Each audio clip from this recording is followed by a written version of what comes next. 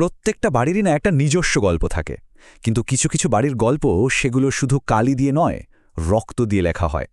আজ আমরা এমনই এক বাড়ির গল্প শুনব যেখানে এক পোষা প্রাণীর সতর্ক বার্তাকে উপেক্ষা করার ফল হয়েছিল মারাত্মক। দেখুন, আমাদের এই গল্পটা কোনো পরিবারকে দিয়ে শুরু হচ্ছে না, শুরু হচ্ছে এই বাড়িটাকে দিয়ে। জঙ্গলে ঘেরা এই নির্জন বাড়িটা রাতের অন্ধকারে যেন আরও বেশি জীবন্ত আর ভয়ঙ্কর হয়ে উঠত। মনে হতো কোনো এক অশুভ শক্তিকে ওটা নিজের ভেতরে পুষে রেখেছে। আর এই অশুভ শক্তি সে কিন্তু ইতিমধ্যেই তার প্রথম শিকার খুঁজে নিয়েছে। ভাবুন একবার, একটা নিষ্পাপ শিশুকে এক অদৃশ্য হাত অন্ধকারের দিকে টেনে নিয়ে যাচ্ছে, আর তার করুণ পরিণতির সাক্ষী থাকছে শুধু রাতের অন্ধকার আর এক মহিলার হাড় হিম করা হাসির শব্দ। এর কয়েক মাস পরের কথা, এই বাড়ির ভয়ঙ্কর অতীত, তার কিছুই না জেনে একটা নতুন পরিবার এখানে এলো। তাদের স্বপ্ন একটা নতুন জীবন শুরু করবে, কিন্তু তারা আসলে জানত না যে তারা কোনো বাড়িতে নয়, বরং একটা ফাঁদে পা রাখছে। ব্যাপারটা বেশ অদ্ভুত, তাই না? একদিকে পরিবারটা বাড়িটাকে দেখছে তাদের স্বপ্নের ঠিকানা হিসেবে, তাদের চোখে মুখে নতুন জীবনের আনন্দ, আর অন্যদিকে তাদের পোষা বিড়ালটা, সে কিন্তু শুরুতেই একটা বিপদ আঁচ করতে পেরেছিল। বাড়িটার দিকে তাকিয়ে ও শুধু গড়গড় করছিল। কিন্তু এই সুন্দর স্বপ্নটা ভাঙতে বেশি দেরি হল না। দিনের আলো মিলিয়ে যেতেই, রাত নামার সাথে সাথেই বাড়ির আসল চেহারাটা বেরিয়ে এলো। সেই অশুভ উপস্থিতি জেগে উঠল। তখন রাত প্রায় 2টো। বাড়ির সবাই যখন গভীর ঘুমে অচেতন, তখন একমাত্র জেগেছিল ওই বিড়ালটা। সেই ছিল একমাত্র প্রহরী। দরজার ওপাশে থাকা বিপদটা সে ঠিকই টের পেয়েছিল, আর নিজের পরিবারকে বাঁচানোর জন্য মরিয়া হয়ে উঠেছিল। ছোট্ট মিতালির তো ভয়েই শরীর জমে গিয়েছিল। তার চোখের সামনেই দরজার হাতলটা নিজে থেকে ঘুরে গেল।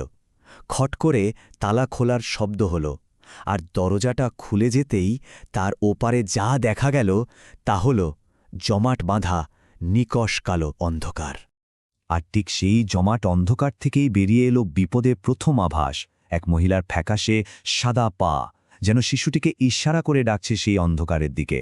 ঠিক সেই মুহূর্তে যখন ওই অশুভ শক্তি মিতালিকে অন্ধকারের দিকে টানার চেষ্টা করছিল, বিড়ালটা ঝাঁপিয়ে পড়ল, দাঁত দিয়ে মিতালির ফ্রকটা ধরে ওকে পিছে টেনে আনল। ওকে কিছুতেই সেই অন্ধকারের দিকে যেতে দিল না। বিড়ালটা তো তার কাজ করেছিল, বিপদ থেকে বাঁচিয়েছিল, কিন্তু এই স্পষ্ট সতর্কবার্তা পেয়েও পরিবারের প্রতিক্রিয়া হল ঠিক উল্টো। আর তাদের এই ভুল সিদ্ধান্তই কিন্তু তাদের সর্বনাশের পথে আরও এক পা এগিয়ে নিয়ে গেল। রাগিনী ঘুম থেকে উঠে বিড়ালটাকে রক্ষাকর্তা হিসেবে তো দেখলই না, উল্টে ওকেই সবকিছুর জন্য দোষ দিতে শুরু করল। তার চোখে বিড়ালটা হয়ে গেল এক উপদ্রব, এক অভিশাপ্ত প্রাণী যাকে সে বাড়ি থেকে তাড়াতে পারলেই বাঁচে। অনেকেই হয়তো ভাবছে বিপদটা বুঝি শুধু রাতেই আসে, কিন্তু না, একদমই ভুল।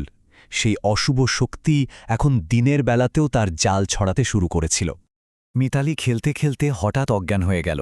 এটা যে কোনো সাধারণ ঘটনা নয়, সেই অশুভ শক্তিরই একটা আক্রমণ, সেটা একমাত্র বুঝেছিল বিড়ালটা, আর তাই ভয়েও জোরে চিৎকার করে উঠেছিল। কিন্তু রাগিনী সেই চিৎকারের আসল মানেটা বুঝতেই পারল না। তার কাছে মনে হলো রোদে খেলে মিতালি অজ্ঞান হয়ে গেছে, আর বিড়ালটা অকারণে চেঁচাচ্ছে। আর এই মারাত্মক ভুলটাই তাদের ভাগ্যকে চিরকালের জন্য অন্ধকারে ঠেলে দিল। এই পুরো ঘটনাটাকে যদি আমরা পরপর সাজাই, তাহলে কি দেখতে পাই? প্রথমে রাতের সেই সতর্কবার্তা, তারপর দিনের বেলার ঘটনা, আর প্রতিবারই পরিবারটা তাদের একমাত্র রক্ষা কবচকে দূরে সরিয়ে দিয়েছে। আর শেষে তারা এমন একটা ভুল করে বসল যা তাদের সর্বনাশের পথটা একেবারে খুলে দিল। বাড়ির রক্ষক তো আর নেই, তাই সেই অশুভ শক্তিরও আর লুকিয়ে থাকার কোনো প্রয়োজন ছিল না। এবার সে সরাসরি মিতালির জন্য এলো। একা খেলতে থাকা মিতালি হঠাৎ শুনল ওপরতলা থেকে কেউ খুব মিষ্টি সুরে ওর নাম ধরে ডাকছে। একটা অদ্ভুত মায়াবী ডাক, যা ওকে সিঁড়ির ওপরের অন্ধকারের দিকে টেনে নিয়ে যাচ্ছিল। আর সেখানেই অপেক্ষা করছিল একটা আবঝা সাদা ছায়ামূর্তি। আর তখনই সেই সত্তাটা নিজেকে প্রকাশ করল, ভারতীয় লোককথার সেই ভয়ঙ্কর ডাইনি।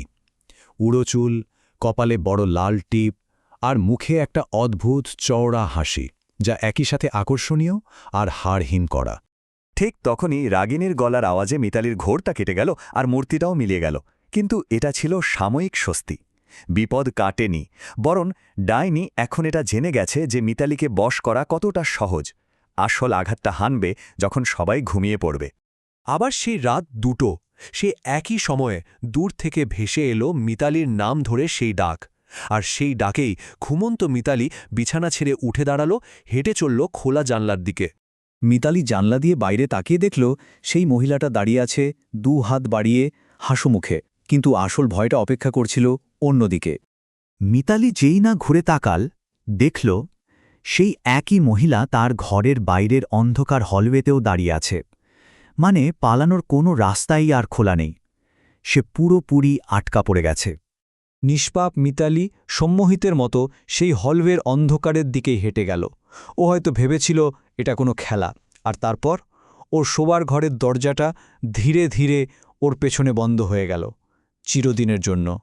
গল্পটা তো এখানেই শেষ, কিন্তু একটা প্রশ্ন রেখে যায়, আসল বিপদটা কি ওই ডাইনি ছিল, নাকি পরিবারের সেই এক গৈমি যা তাদের ভেতরের সতর্ক বার্তাকে শুনতেই দেয়নি? ভাবুন তো, যখন আমাদের নিজেদের সন্দেহ বা অবিশ্বাস আমাদের ষষ্ঠ ইন্দ্রিয়কে দমিয়ে রাখে, তখন কি আমরা নিজেরাই নিজেদের সর্বনাশের দরজাটা খুলে দিই না?